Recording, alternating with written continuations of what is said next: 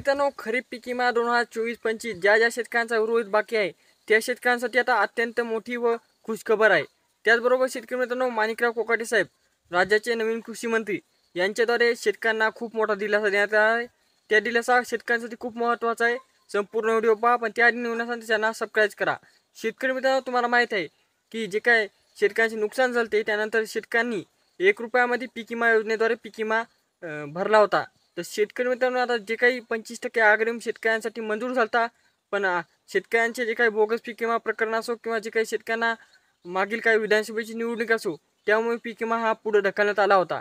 आता शेतकरी प्रत्येक व्हिडिओ मागे आपल्याला विचारत होते की नेमका पीक विम्याची फिक्स तारीख सांगा व नेमका पीक विमा शेतकऱ्यांना कधी मिळणार। तर शेतकरी मित्रांनो, या व्हिडिओमध्ये संपूर्ण माहिती पाहत आहोत। शेतकरी मित्रांनो, समजत आले तर तुम्हाला माहीत आहे की ज्या शेतकऱ्यांचे नुकसान झाले त्यापैकी काही जिल्ह्यातील काही शेतकऱ्यांना हे 25% अग्रिमचे हेक्टरी 32,500 रुपये हे मिळाले होते। पण असे काही शेतकरी होते की त्यांना अद्याप 1 रुपयाही मिळाला नव्हता। त्यामुळे शेतकऱ्यांनी या पीक विम्याची जी काही वितरण व्हायची आस होती ती सोडून दिली होती। म्हणजे की त्यांना असे वाटत होते की पीक विमा हा शेतकऱ्यांना मिळणारच नाही। तर शेतकरी मित्रांनो, अखेर तो दिवस आलेला आहे की शेतकऱ्यांना पुन्हा एकदा पीक विमा वितरण होणार आहे। तर शेतकरी मित्रांनो, संपूर्ण माहिती तुम्हाला या व्हिडिओमध्ये पाहायला मिळत आहे। त्यामुळे शेतकरी मित्रांनो, तुम्हाला माहीत आहे की जे काही 25% अग्रिम अधिसूचना काढली होती, म्हणजे की अधिसूचना म्हणजे की ज्या जिल्ह्यामध्ये अधिसूचना काढली होती त्यामध्ये जिल्हे होते छत्रपती संभाजीनगर, जालना, धाराशिव, परभणी, नांदेड, हिंगोली व त्याच बरोबर अकोला व लातूर या काही जिल्हे होते की जे अधिसूचनापासून 25% अग्रिमसाठी मंजूर होती।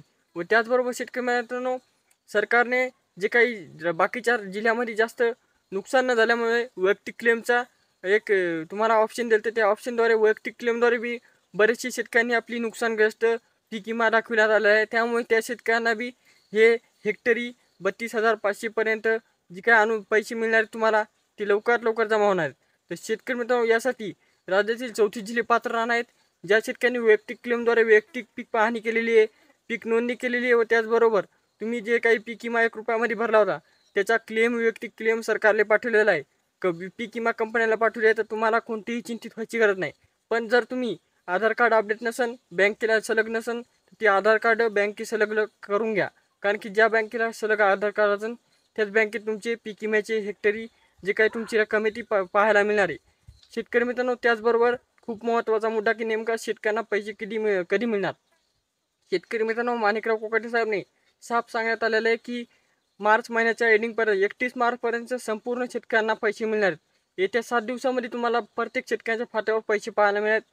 त्यामुळे थोडीशी चिंतित व्हायची गरज नाही। येणाऱ्या 7 दिवसामध्ये तुमचा जो काही हेक्टरी पीक विमा असेल ते तुमच्या खात्यावर पाहायला मिळणार आहे। जे काही तुमचे पीक असतात त्या अनुसार किती हेक्टरपर्यंत तुमचं नुकसान आहे त्याच्या अनुसार तुम्हाला पैसे मिळणार आहेत। त्याचबरोबर तुम्हाला तुमची शेतीमध्ये फळबाग होती, पीक होते, जिरायती शेती होती का बागायती होती याच्यावर अवलंबून राहणार आहे। तर शेतकरी मित्रांनो, 12,500 ते 32,500 या दरम्यान तुम्हाला योग्य ती रक्कम लवकरात लवकर पाहायला मिळणार आहे। अशा प्रकारची ही माहिती नक्की तुमच्या मित्रांना शेअर करा। भेटूया नेक्स्ट व्हिडिओमध्ये, तोपर्यंत धन्यवाद। चॅनल सबस्क्राइब केलं तर सबस्क्राइब